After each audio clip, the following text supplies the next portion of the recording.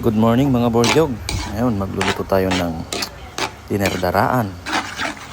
Igisa na natin. Igisa natin ang mga aromatics, sibuyas, bawang.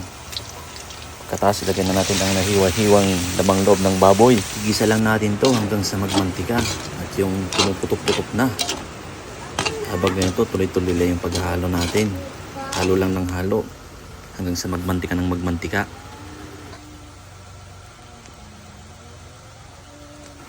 Sa puntong ito, pag ganito ng itsura, malapit na tayo maglagay ng dara mga kaborjog. Ito. Halo-haluin natin mga kaborjog hanggang sa lumapot ang dara na nilagay natin. Hanggang sa maluto at lumabas yung mantika. Ito. Tapos na. Let's go mga kaborjog. Kain na. Dinnerdaraan ako.